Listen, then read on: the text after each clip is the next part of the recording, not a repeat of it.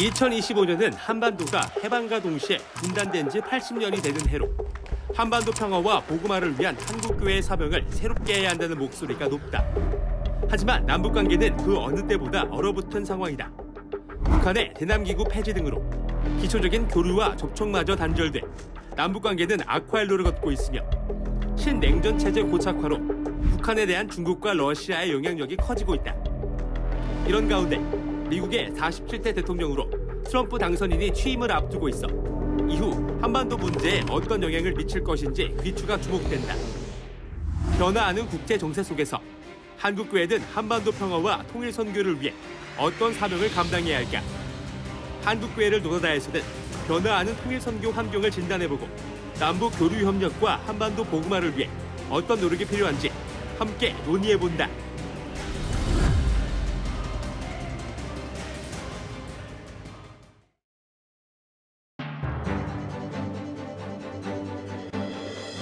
안녕하십니까. 한국교회를 논하다 진행을 맡은 박찬호 교수입니다.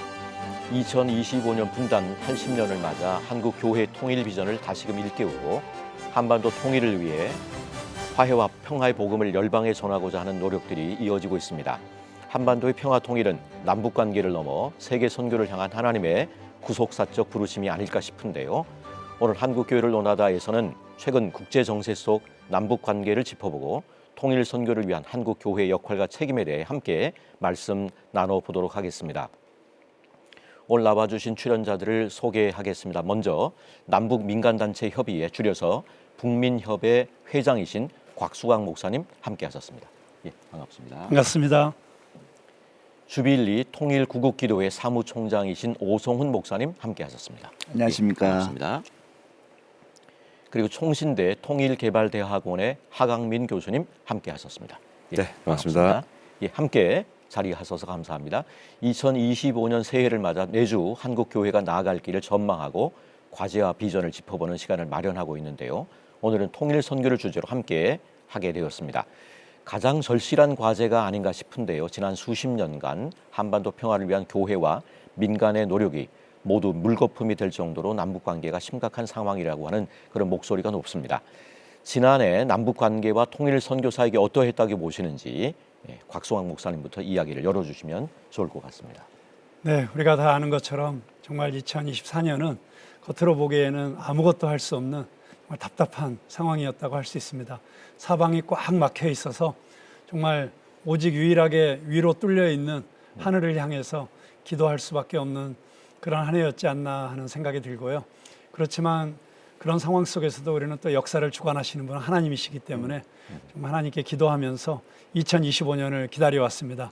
네, 우리 2025년은 광복 80주년이 되는 해이기도 하지만 또 우리 한국에 복음이 들어온 지 140주년이 되는 해이기도 하고 정말 또 여러 가지 의미가 많은 해이기 때문에 저희가 2025년은 남북관계에 있어도 새로운 돌파구를 만들어내는 그런 한 해가 되기를 소망하고 있습니다. 예, 작년 참 어려웠지만 이제 그래도 어느 정도 소망을 가질 수 있는 그런 한 해가 되기를 바라봅니다. 예, 오성훈 목사님. 네. 저는 아무래도 이제 기도 운동을 하는 그런 사역자로서 빙산의 일각처럼 눈에 보여지는 그 꼭대기는 정말 어렵고 힘든 시간이었지만 하나님의 역사는 멈추지 않고 계속해서 일하고 계시고 앞으로 하나님의 놀라운 일들을 지금 준비하고 계신다. 그런 이제 희망을 가지게 되고요. 특별히 제가 섬기고 있는 주빌리 통일구국기도회는 2004년에 시작되어져서 작년에 저희가 1000차를 맞이했습니다. 그래서 한국교회 복음통일 기도의 날이라고 하는 1000차라고 하는 거는 매주 1차 한 차씩 하니까요. 예, 저희가 20년을 예, 끊임없이 한 주도 빠짐없이 1000번 기도회를. 네네. 네. 예. 그래서 어제 저희가 1041차 기도회를 했거든요. 기도를 하다 보면 하나님께서 일하실 때가 멀지 않았다라고 하는 우리 목사님 방금 말씀하신 것처럼 2025년을 아주 기대하는 마음도 함께 가지고 있습니다. 예. 예. 하강민 교수님 한번 나눠주시죠. 네, 2024년도 뭐 어려웠지만 사실 그 어려움은 한 몇 년에 걸쳐서 지금 계속해서 가중되어 왔던 그런 일련의 상황들이 좀 있었다고 봅니다. 2019년에 북미 하노이 회담이 결렬되고 그 이후에 곧바로 그 1년 뒤에 코로나가 터지고 코로나 이후에 또 탈북민들이 매년 1,000명씩 들어오던 탈북민들이 코로나 때부터 급감을 하게 되면서 한국 교회의 북한 선교의 어떤 매개체가 됐던 닫히는 관계 때문에 그렇습니다. 코로나로 인해서 또 북중 관계가 또 소원해지고 하다 보니까 나오지는 못했고 그리고 나면서 작년도에 또 북한의 두 개의 국가론, 적대 두 국가론이 나오면서 남북 관계에 파탄이 나면서 그런 상황에서 우리는 이제 절치부심했지만 그러나 그런 과정 가운데 2025년도를 우리는 암중모색하면서 나갈 수 있을 것이다라고 봅니다. 예, 남북 관계는 남과 북만의 문제가 아닐 것 같습니다. 북한에 대한 중국과 러시아의 영향력이 점점 더 커지고 있고 미국 트럼프 대통령 취임 이후의 행보도 한반도에 큰 영향을 미칠 텐데요. 남북을 둘러싼 국제 정세 어떻게 보시는지 하 교수님 다시 한번 나눠주시면 좋겠습니다. 사실은 이제 한국이 한반도를 바라보면 한번 두 가지 시각이 있을 수 있습니다. 남북의 두 민족 국가로서의 두 개의 관계가 있지만 사실은 이제 한반도를 둘러싼 이 동북아와 세계 정세 가운데 이 한반도 주변 열강들이 있는데요. 그 중에 이제 이 두 국가, 특히 이제 북한을 중심으로 해서 중국과 러시아는 어떤 원심력을 가지냐면 자신의 어떤 영향력에 넣으려고 하는 영향력을 좀 갖고 있고 행사를 하고 있는데 전통적인 우방 국가였던 중국은 지금 북한과 조금 소원해진 그런 관계입니다. 그럼에도 불구하고 북한과 북중 무역은 거의 98%에 달하기 때문에 중국의 영향력은 계속해서 있을 것인데 이것이 앞으로 어떻게 영향을 미칠 것인지 그다음에 이제 또 하나는 이제 북러 관계가 갑자기 좋아졌습니다. 그리고 작년에 6월 달에 또 북러에 또 동맹 조약이 또 생겨나면서 그 조약에 근거해서 지금 북한이 파병을 하고 있는 그래서 러시아 우크라이나 전쟁에 지금 파병을 하고 있는 상황 가운데 있어서 이 북중러가 어떻게 앞으로 또 이 원심력을 작용하느냐. 근데 또 한편에는 한국을 중심으로 하는 미국의 또 이 원심력이 있는데 이제 새로운 미국의 행정부인 트럼프 대통령이 또 다가오면서 트럼프 대통령은 전통적인 고립주의, 현실주의를 선택을 하고 있는데 이것을 저희는 이렇게 얘기하고 있습니다. 선택적 고립주의를 하고 있다. 그래서 자신의 이익을 극대화하는 마가라고 하는 그런 명령을 내리면서 그린란드도 달라고 하고 있고 캐나다도 이제 51번째 주가 되기를 또 원하고 있고 그런 정책이 한반도에 미국의 이익에 부합하는지가 앞으로 굉장히 좀 중요할 것 같습니다. 그래서 한반도 정책에 있어서 미국의 이익에 부합하는 정책에 우리 또 한국 사회가 어떻게 또 부합할 수 있는가 이런 중요한 계기가 마련될 것 같은데 지금 저는 이 부분이 굉장히 위기이면서 동시에 한반도에는 기회가 되는 그래서 굉장히 절체절명의 순간에 좀 저희는 와 있다라고 볼 수 있습니다. 남북을 둘러싼 국제 정세, 곽소가 목사님 한번 표현해 주십니까? 네, 우리 지금 하광민 교수님 너무 잘 이야기해 주신 것 같고요. 저는 북한의 입장에서 현재 이 국제 정세를 어떻게 해석하고 있는지에 대해서 조금 알아볼 수 있는 자료가 좀 있었다고 생각을 하는데요. 2024년 12월 23일부터 27일까지 제8기 제11차 공산당 전원회의가 있었습니다. 그때 여전히 남북한 관계를 적대적 두 국가로 교전 상태에 있는 적대적 두 국가로 규정한 것에 대해서는 전혀 변화가 없었고요. 특히 미국에 대해서도 조선중앙통신이 29일 날 보도한 바에 의하면 국익과 안전보장을 위해 강력히 실시해 나갈 최강경 대미 대응 전략이 천명되었다. 미국에 대해서? 네, 미국에 대해서 이렇게 보도를 했습니다. 그럼에도 불구하고 그러면 그 최강경 대응이 무엇인지에 대한 구체적인 내용은 거기에 적시되지 않은 걸로 보아서 아마도 1월 22일 트럼프 대통령이 취임하고 난 이후에 미국의 정책의 변화를 보면서 아마 대응해 나가기 위해서 지금 준비하고 있지 않나 이런 생각을 하고 있고요. 우리가 잘 아는 것처럼 이제 북중러와 한미일이 그 신냉전 체제로 들어간 것 같은 그런 상황 속에서 이제 2025년에 트럼프 정부의 출범으로 이 구도가 어떻게 바뀌어 갈지 그것에 따라서 아마 국제 정세가 급변하게 되지 않을까 하는 생각을 하게 됩니다. 위기임과 동시에 기회다 그 말씀하고 연결이 될 것 같은데 오성 목사님. 그것과 함께 또 우리가 보아야 할 것 중에 하나가 일본이라고 생각합니다.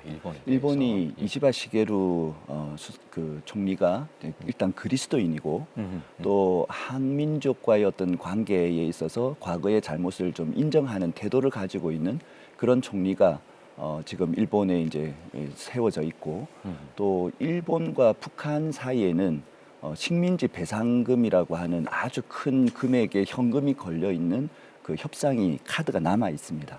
그러니까 이제 북한이 그 카드를 이제 어떻게 활용할지 그 부분도 이제 함께 보면서 북한하고는 해결이 안 됐군요. 안 됐죠. 예. 우리는 이제 식민지 보상금을 받았지만 북한은 아직 그것이 해결되지 않았기 때문에 북한의 경제 발전에 있어서 일본의 그 식민지 배상금이 굉장히 중요한 역할을 할 수가 있기 때문에요. 그래서 이런 부분들도 우리가 함께 보면서 일본도 이 민족의 어떤 통일과 또 남북 관계의 개선 그리고 평화가 정착되는 데 있어서 역할을 좀 잘 할 수 있도록 우리가 기도하는 것이 필요하다고 생각합니다. 예, 이런 가운데 앞서 언급한 것처럼 남북 관계가 완전히 얼어붙었습니다. 직접적인 교류는 아예 막힌 상태라고 봐야 하는 그런 상태인 것 같은데 구체적으로 어떤 어려움에 처해 있는지 진단이 필요할 것 같은데요. 예, 곽수홍 목사 한번 나눠주시면 좋겠습니다. 네, 사실 굉장히 활발하게 한국 교회가 그동안 남북 관계에 있어서 역할을 해왔고 또 많은 인도적 지원이라든가 교류 협력에 주도적인 역할을 해왔습니다.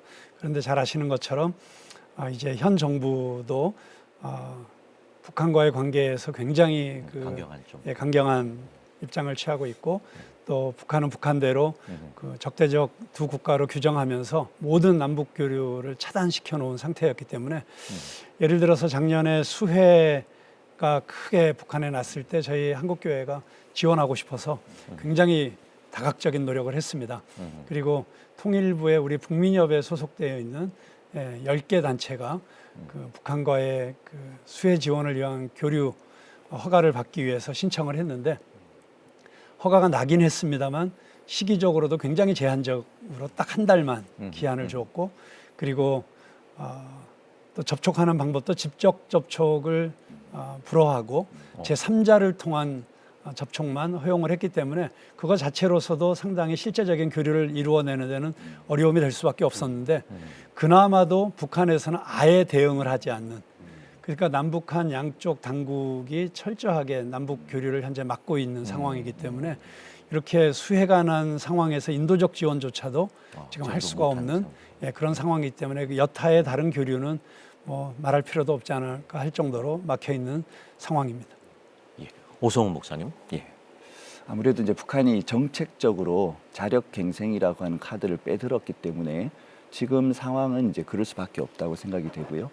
그래서 풀어가는 것은 결국 남북이 뭔가를 해서 풀 수 있는 상황은 아니고 이제 미국의 이제 트럼프 행정부가 앞으로 어떻게 북미 관계를 가져가느냐에 따라서 아마 종속 변수가 될 수밖에 없는 현실이 우리 가운데 있다고 생각합니다. 근데 그 트럼프보다도 더 위대하신 하나님께서 저는 우리 민족을 지켜보고 계시고 보호하고 계시고 또 우리 마지막 주님께서 다시 오실 길을 예비하는 그런 나라로 만드시기 위해서 지금도 인도하고 계시다고 믿기 때문에 그 일들이 또 열려지지 않을까 그렇게 기대하고 있습니다. 네, 남북 관계가 교착 상태에 빠져 있는 그런 상황인데 예.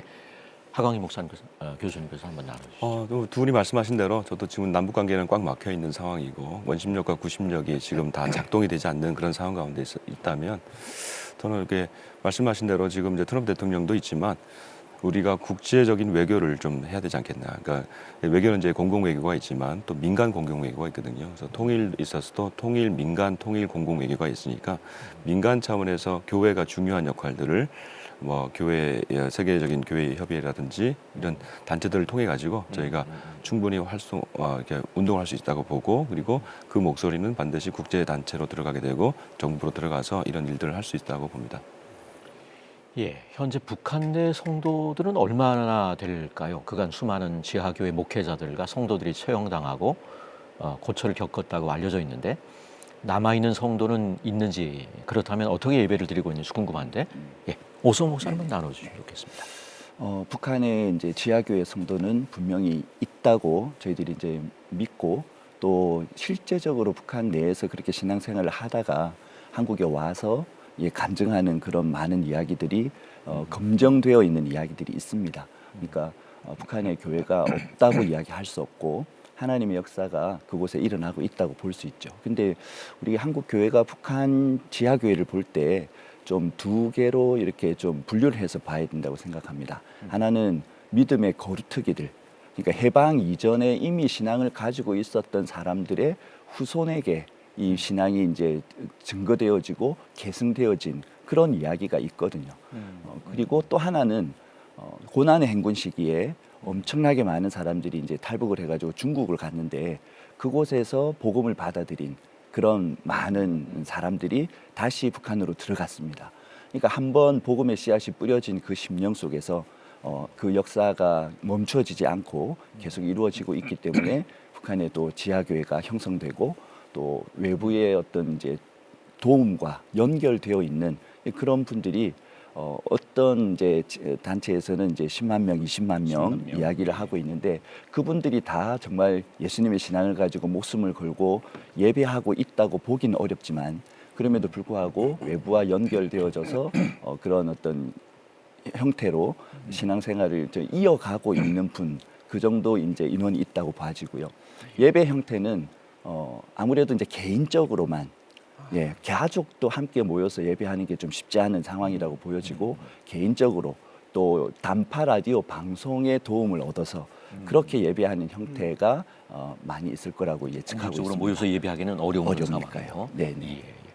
예, 한국 교회를 논하다 오늘은 변화하는 국제 정세 속에서 복음적 통일을 위한 한국 교회 역할과 비전에 대해서 함께 말씀 나누고 있습니다. 북한 선교회는 다양한 영역이 있는데 각각의 분야별로 어떤 사역을 해 나가야 할지 구체적인 내용들을 짚어보도록 하겠습니다. 먼저 민간 협력 분야에서 그간 수많은 민간 단체가 인도적인 지원과 교류를 지속해 왔는데 가장 어려운 상황에 처한 이때 남북 협력 민간 단체 협의회 회장으로 곽수광 목사님이 선출되셨습니다. 대북 민간 교류와 협력을 위해 어떤 노력이 필요한지 어깨가 많이 무거우실 것 같은데요. 나눠주시면 좋을 것 같습니다. 네, 제가 남북 관계가 꽉 막혀 있는 이런 상황에서 이 북민협 회장을 맡아야 되는가 하는 고민을 할 때 먼저 그 북민협 회장을 맡으셨던 우리 한국교회 원로 목사님 한 분께서 저에게 그런 말씀하셨어요. 남들이 안 하려고 할 때 해야지 그게 기독교인이 가는 길이다. 그래서 남북 교류가 활발할 때는 사실 이 북민협에서 이런 또 중요한 역할을 하시려고 하는 단체들이 많이 있었는데 사실 거의 하고자 하는 단체들이 없어서 제가 회장이 되지 않았나 이런 생각을 하게 되고요. 그래도 이렇게 어려운 때 이 일을 맡게 된 것이 한편으로는 부담스럽기도 하지만 정말 하나님께서 우리 한국교회에 다시 기회를 주시는 때 조금이라도 제가 섬길 수 있어서 감사하다는 마음을 가지고 이제 일을 하려고 합니다. 언제나 교회는 역사적으로 가장 어렵고 힘들 때 그 돌파구를 만들어내는 일을 해왔고 특별히 한국교회는 정말 이제 140년 역사 가운데 일제시대의 독립운동이라든지 또 정말 6.25 전쟁의 그 어려움 속에서 한국이 다시 일어서는데 정말 정신적인 그 모든 그 뒷받침을 한 것이라든지 산업화와 민주화 또 군부 독재를 이겨내는 인권운동, 민주화운동 이런 모든 그 한국교회가 중요한 어떤 한국의 기로에 서 있을 때마다 정말 한국교회는 선도적인 역할을 했다고 생각합니다.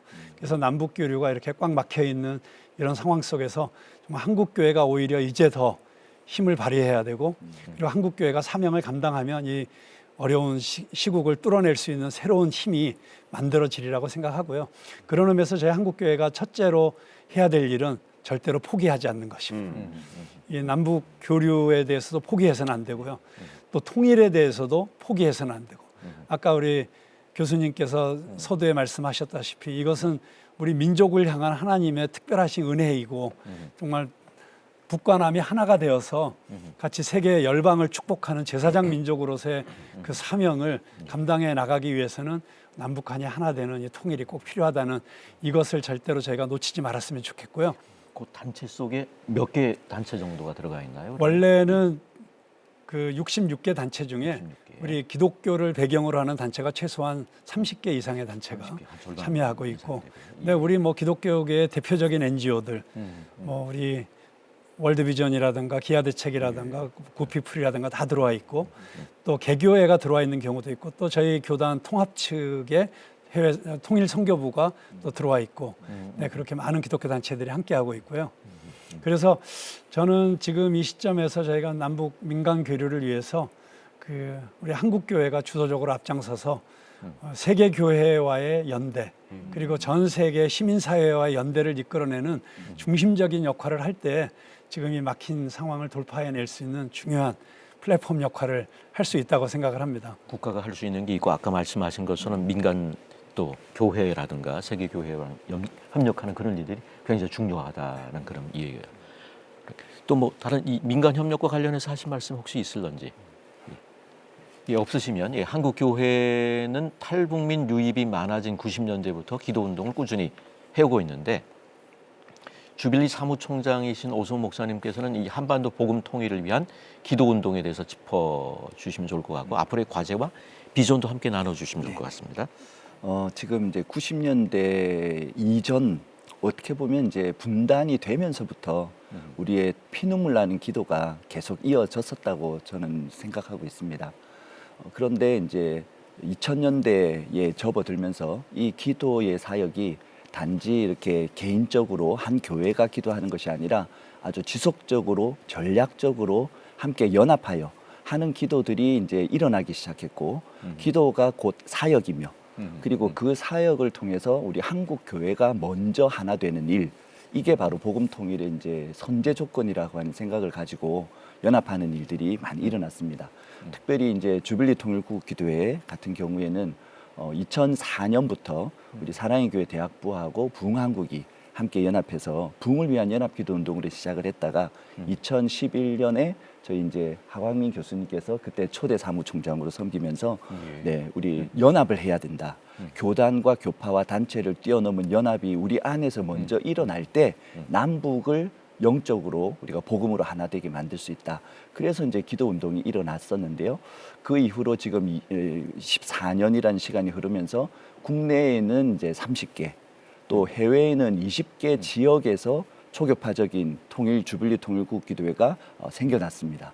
그래서 주빌리가 이제 50번째 해에 하나님의 그 희년을 선포하는 것인데 국내 30개, 해외 20개니까 작년에 50개의 지역 모임이 이제 생긴 거잖아요. 그러면서 이제 주빌리 지역 모임들이 이렇게 모여 보면 교단이나 교파가 다르다는 게 전혀 문제가 안 됩니다. 그러니까 앞으로 복음 통일 이후에 북한에 회복되어질 교회를 기도 운동을 통해서 지금 이미 경험하고 있고 특별히 더 많은 한국 교회의 성도님들 마음속에 저 북녘 땅을 향하신 또 우리 민족을 향하신 하나님의 뜻에 대해서 알고 그 북녘 동포를 향한 하나님의 사랑을 우리가 더 많이 알아야 우리 한국 교회가 통일을 평화적인 통일을 주도할 수 있는 세력이 될 수 있으니까 그런 의미에서 우리 기도 운동이 한국 교회를 묶어내고 또 한국 교회 안에 통일에 대한 의지를 더 고양시키는 그런 귀한 역할을 감당하고 있다고 믿습니다. 20년 이상의 세월을 쭉 꾸준히 기도한다면 쉽지는 않은 것 같습니다. 이게 아무래도 남북 정세에 영향을 받으니까요. 남북 관계 좋을 때는 뭐 또 격려가 될 것 같은데 남북 관계 어려우면 또 뭐 아무래도 어려우니까 모이는 숫자는 좀 줄지만요. 그럼에도 불구하고 하나님께서 우리에게 이것을 맡기셨고 이 기도의 자리는 결코 멈춰서는 안 된다. 그런 마음들이 있기 때문에 저희가 뭐 설이든 추석이든 어린이날이든 전혀 상관없이 매주 목요일 저녁에 지금 우리 사랑의 교회 강남 예배당에서 모여서 서울 모교 모임을 하고 있고 또 전국의 전 세계의 지역 모임들에서 매달 한 번씩 정기 모임을 하고 있습니다. 예, 독일 통일의 도화선이 된 독일의 월요 평화기도회 아마 라이프치히 교회인 것 같은데 저도 가본 것 같습니다만 8년 만에 베를린 장벽을 무너뜨린 것처럼 우리의 간절한 기도가 이루어질 날을 기대하게 됩니다. 그런데 실질적으로 통일운동을 할 수 있는 통일 생태계가 아직은 미흡하다는 평가도 있는데요. 그래서 통일 사역을 전문으로 할 수 있는 일꾼을 키워내는 일이 무엇보다 중요하지 않을까 싶습니다. 국내 교단 신학교 중에서는 처음으로 송신대가 통일 전문가를 키워내는 대학원 과정을 개설했다라고 하는데 통일 운동을 위해서 어떤 사역자가 필요한지 또 한국 교회가 어떻게 준비하고 지원해야 할지 하강민 교수님께서 한번 의견을 나눠주시면 좋을 것 같습니다. 네, 통일 사역자를 우리가 어떻게 길러내야 되는지에 대한 그 얘기를 하기 전에 지금 한반도를 둘러싸고 있는 아까 그 원심적 얘기를 했었는데 구심적인 얘기들을 잠깐 해보면 한반도 내에 지금 남과 북의 관계가 있지 않습니까? 남북의 관계가 예전에는 두 개의 주체밖에 없었습니다.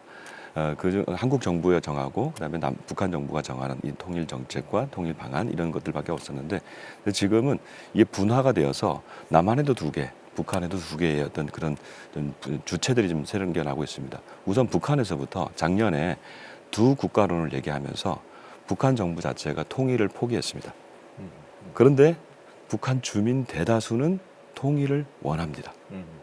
근데 남한 정부도 그동안 우리는 이제 남북의 어떤 통일 정책이 같이 갔었는데 남한 정부도 지난 정부에서는 평화 정책을 얘기했고 통일을 좀 이제 뒤로 좀 숨기는 정책을 했다면 이번 정부는 지난번에 그 8.15 통일 독트린이라든지 이런 정책을 보면 통일을 우선적으로 하고 있습니다.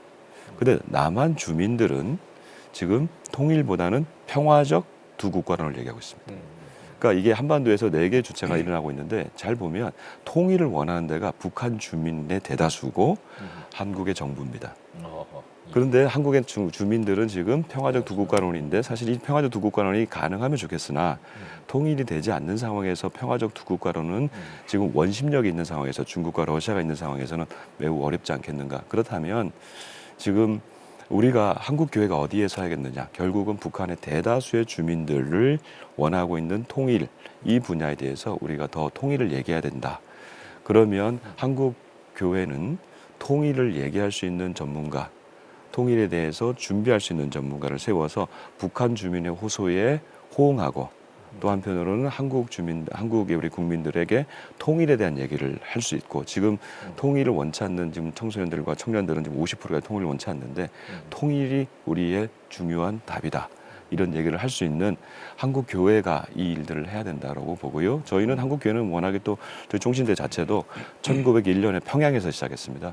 그렇기 때문에 한국 교회 대부분은 이제 평양인과 북한에서 어떤 영적인 책무가 있기 때문에 이 일을 길러내야 되는데 저희 총신대가 2021년에 통일개발대학원을 만들면서 다시 북한 사역을 할 수 있고 통일운동을 할 수 있고 통일교육을 할 수 있는 그런 전문가들을 준비하고 지금 배출을 해 나가는데 앞으로 중요한 지금 이제 전환기적인 사건이 오게 된다면 저는 지금부터 공식적인 자격을 갖추는 것이 굉장히 중요하다.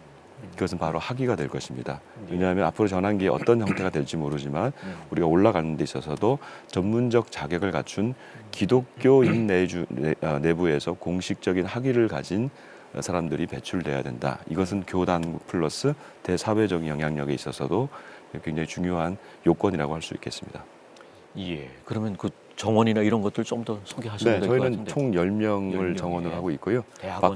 대학원 내에서 박사 과정도 생겨나서 통일 목회, 통일 신학, 통일 선교를 한 분야로 하고 있고 북한학, 통일학을 또 같이 또 한 분야로 하고 있고 그다음에 이제 저희는 통일 이후의 개발이기 때문에 북한에 올라가서 사회복지를 중심으로 복지를 중심으로 하는 북한 개발을 어떻게 할 것인지 지역 연구와 북한 지역 개발들 사회복지와의 연결성을 갖추면서 저희가 각 그 분야의 전문가들이 포진되어 있고요. 그리고 이제 그 이후에 교단과 연결되어져서 저희는 이제 교단 중심이기 때문에 교단 내에 이 통일 선교사 자격 제도를 좀 준비하고 있습니다. 예, 말씀하신 것처럼 지금 뭐 전국 교회 중에 통일 관련 부서가 있거나 실질적 사역을 하고 있는 교회가 많지 않다고 하는데 이 통일 사역이 체계적이기보다는 뭐 각계 전투로 이루어지고 있다라고는 평가도 있는데 이 한국 교회의 관심과 동참은 충분한지 교단과 교회가 어떤 노력을 좀 더 해야 될지 뭐 말씀 좀 필요할 것 같은데 네, 황 목사 필요. 네. 그 사실 한국 교회만큼 한국 사회의 여러 그 섹터에서 통일에 대해서 가장 지속적으로 관심을 기울이고 통일을 위해서 가장 오랫동안 기도해오고 또 그것을 위해서 실질적인 교류 협력이라든가 또 인권이라든가 여러 가지 측면에서 가장 액티브하게 활동하고 있는 것은 역시 한국 교회가 아닐까 이런 생각을 합니다. 물론 타종교에서도 그렇게 많이 하고 있습니다만은 뭐 제가 생각하기에는 아마 대북 관계에 있어서 70% 이상은 한국 교회가 그동안 담당해 왔다 해도 과언이 아닐 것이라고 생각합니다.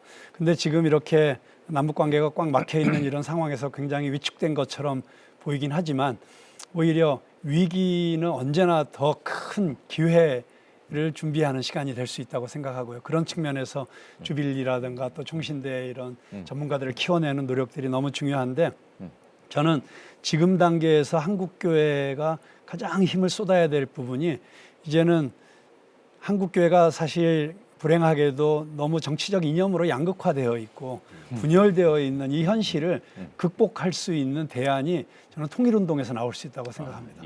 통일이라고 하는 절대로 우리가 거부할 수 없는 이런 어젠다를 가지고 우리가 정말 복음 통일, 그 복음 통일로 우리의 모든 한국교회가 하나 되는 그런 공통된 컨센서스를 이루어내는 이 일을 하는데 먼저 우리가 힘을 쏟으면 이것이 오히려 우리 한국교회에 큰 복이 될 수 있다고 생각하고요. 저는 또 특별히 우리 청년 세대와 다음 세대를 선교하는 데 있어서도 저희가 이 통일이라고 하는 이 주제를 절대로 놓쳐서는 안 된다고 생각합니다. 정말 뜻이 있고 의식이 있고 앞서 있는 청년들, 이런 청년들은 다 그래도 우리 남북한이 하나 되고 통일되어야만 이제 우리 민족에게 활로가 생기고 앞으로 정말 골드만삭스가 2050년에 세계 2위 국가가 되리라고 뭐 그렇게 예측했던 그런 일들이 일어난다는 것은 통일이 없이는 불가능한 일이거든요. 그래서 정말 뜻 있는 젊은이들은 여전히 통일에 대한 관심이 많고 또 몰라서 그렇지 뭔가 이 통일에 대한 의미와 또 방법과 이런 것들에 대해서 가르쳐주면 막 눈이 막 밝아지면서 너무 열정이 생기는 그런 청년들 많이 있거든요. 근데 우리 교회가 이 통일이라는 어젠다를 주도하게 되면 그런 많은 청년들이 이 통일을 위해서 우리 교회로 다시 돌아오게 되는 아마 이런 일도 있게 될 것이고요. 또 우리 한국교회가 세계교회와 연대하는 데 있어서 통일은 굉장히 중요한 일이 되리라고 생각합니다. 작년에 그 제4차 로잔대회가 한국에서 열렸는데 그때 원래 의제에는 없었지만 한반도에서 열리는 로잔이 통일을 이야기하지 않고 지나갈 수가 없다. 그래서 갑작스럽게 통일 섹션을 만들었어요. 300명 정원을 두었는데 1000명이 지원했습니다. 그래서 700명이 오히려 들어오지 못할 정도로. 그리고 전 세계 교회들이 지금 전 세계 마지막 분단 국가인 한국을 복음적으로 바라보고 선교적으로 바라보는 이런 관심들이 굉장히 높아져 가고 있는데 이럴 때 우리 한국교회가 이런 세계적인 교회를 연합시키고 일치시켜서 한반도의 평화와 통일을 이루어내는 일 가운데 주도적인 역할을 할 수 있는 이 시기를 절대로 놓쳐서는 안 된다고 생각합니다. 정중동 아까 말씀하신 빙산의 일각하고 연결되는군요. 한 300명 생각했는데 의외로 많은 관심이 있군요. 오소원 목사님께서 한번 나눠주시면 좋겠습니다. 교수님께서 아무래도 이제 한국 교회의 어떤 부족한 면, 연약한 면에 대해서 말씀해 주셨는데 저는 좀 희망을 이야기하고 싶습니다. 왜냐하면 그 과거에 보다도 지금 현재에 있어서 뭐 통일의 열기가 어떤 그 식었다든지 아니면 많은 교회들이 동참하지 못하고 있다고 이야기하는 측면도 있지만 그럼에도 불구하고 우리가 통일을 위해서 더 많은 사람들이 기도하고 있고 저희 주빌리 네트워크를 통해서 또한 연합하고 협력해야 한다고 하는 그런 인식은 어느 때보다 높다고 생각합니다. 그래서 우리 한국 교회 내에서 통일 선교 사역을 하고 있는 교회들이 이제 연합을 하는데 이 한국 교회 통일 선교 교회 연합 이것은 이제 평신도 지도자들 그러니까 통일선교 부서들의 장들이 함께 연합해가지고 분기에 한 번씩 정기적인 모임을 하면서 가지고 있는 노하우들을 서로 나누고 그렇게 아름다운 연합이 지금 일어나고 있고 또 목회자들 같은 경우에는 우리 2010년에 저희 북한 사역 목회자 협의회가 생겼습니다. 그래서 지금 거의 100명에 가까운 정회원, 준회원들이 서로 한 달에 한 번씩 모여가지고 서로 연합하면서 정세를 나누고 또 사역을 나누고 그렇게 협력을 하고 있고요. 또 북한 기독교 총연합회라고 우리 북한에서 오신 분들 탈북민 목회자들, 그 목회자들이 또 북한 사역 탈북민 또 총연합회, 북한 기독교 총연합회를 또 이루고 있고 또 한편으로 우리 교단이 같이 협력하는 것 이게 이제 가장 중요한 어떤 어젠다 중에 하나인데 2023년에 한국교회 통일선교 교단협의회가 또 형성되어 가지고 그런 이제 협의를 계속 이제 해 나가고 있는 이런 놀라운 진전이 있고 하나님의 역사가 지금 이렇게 우리 눈에 뭐 겉으로 막 보이진 않지만 이렇게 일어나고 있다는 이야기를 좀 이렇게 해드리고 싶습니다. 예. 하강민 교수님 뭐 한번 이 부분 교단과 교회가 어떤 노력을 해야 될지 지금 오성훈 목사님 얘기해 주신 대로 지금 이제 교단별로 지금 이제 각 기구들이 만들어지고 있다는 것이 굉장히 좀 좋은 현상인 것 같습니다.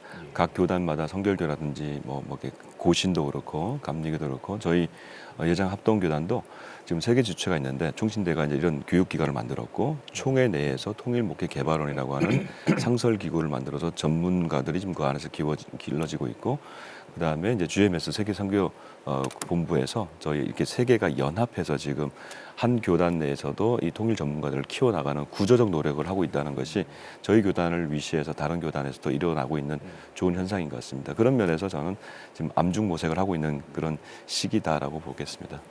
예, 앞서 말씀하신 것처럼 다음 세대에게 통일에 대한 바른 인식과 소망을 심어주는 것이 필요하지 않을까 싶습니다. 청소년 대상의 설문조사 결과를 보면 통일에 대한 부정적 인식이 커지고 있다라고 하는데 통일 선교 관련해서 다음 세대를 위해 어떤 사역들을 해 나가고 계신지 또 앞으로 어떤 사역이 이루어져야 할지 의견을 좀 자유롭게 나눠주시면 좋을 것 같은데 네. 박수 목사님. 제가 국제 푸른나무라고 하는 NGO를 만들어서 북한 장애인들과 고아들을 돕는 그런 사역으로 시작을 했습니다.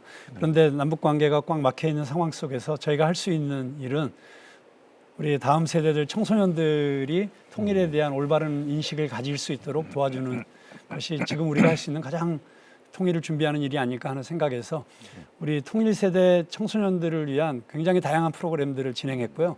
특별히 작년에는 저희가 경기도의 대학생들 50명을 일본 히로시마와 나가사키 그리고 대만 그렇게 옛날 그 원폭 투하의 현장에서 그리고 또 대만과 중국 그 양안 관계 갈등의 현장에서 왜 우리가 평화가 필요한 것이고 왜 한반도에서는 그럼 어떤 평화를 이루어야 되고 또 북한과 중국과 일본 이렇게 동북아 속에서 어떤 그 것들이 이루어져야지 우리가 통일이 가능해질 것인가 하는 이야기들을 청년 대학생들하고 아주 진지하게 대화하는 전문가들을 모셔서 강의도 듣고 또 일본 분들과 또 대만 사람들의 이야기를 들으면서 했을 때 그 모든 걸 다 끝내고 제주도에서 마지막 그 디브리핑하는 시간을 가졌는데 정말 이렇게 우리 청년들이 똑똑하구나.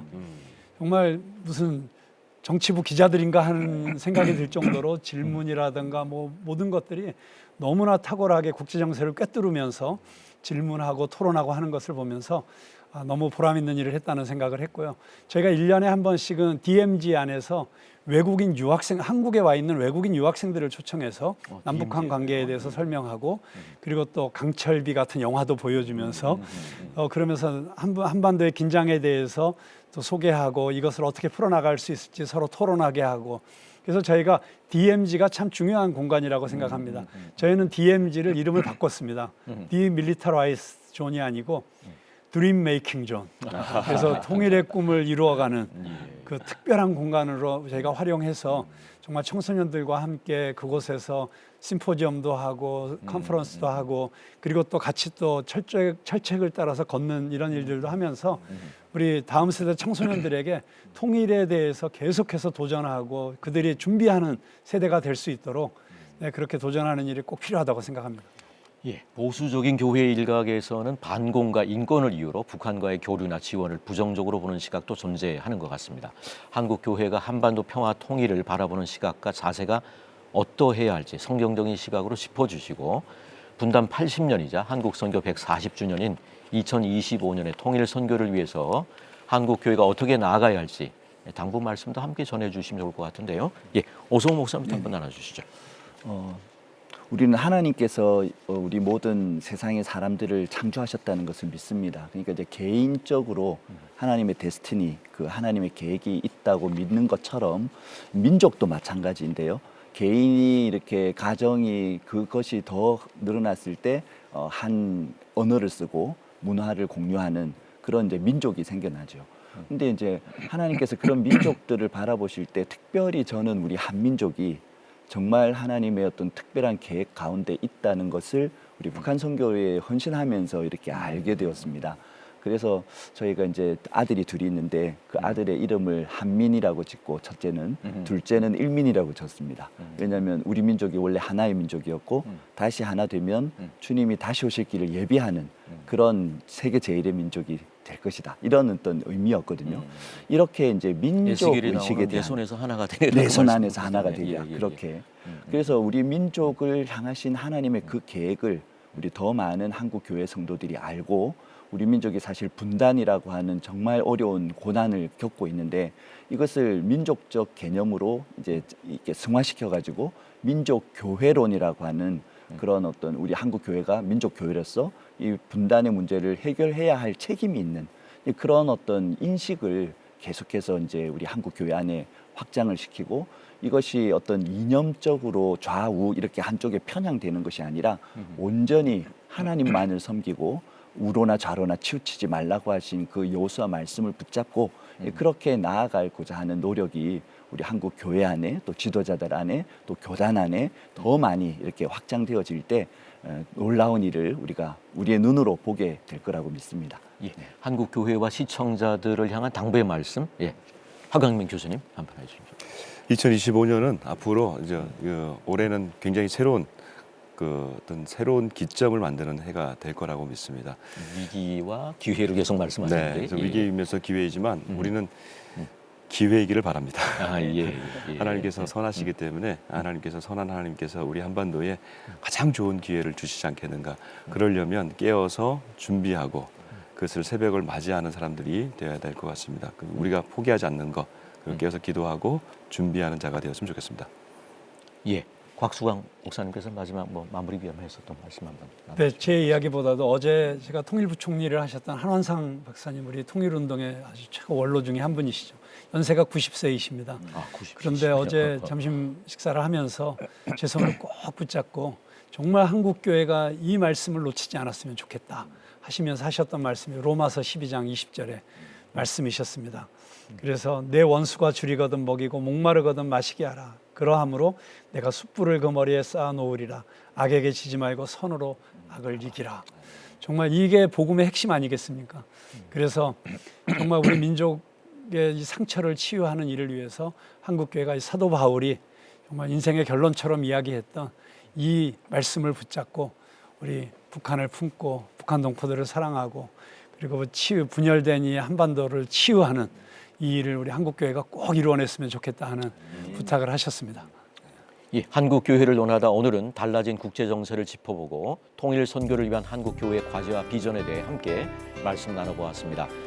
모세가 80이 되던 해에 출애굽 사역을 시작했는데요. 분단 80년이 되는 올해 통일 선교 사역이 큰 진전을 이루는 한 해가 되길 간절히 기대하며 한국교회를 논하다 오늘 순서 여기서 마칩니다. 함께해 주신 여러분 고맙습니다.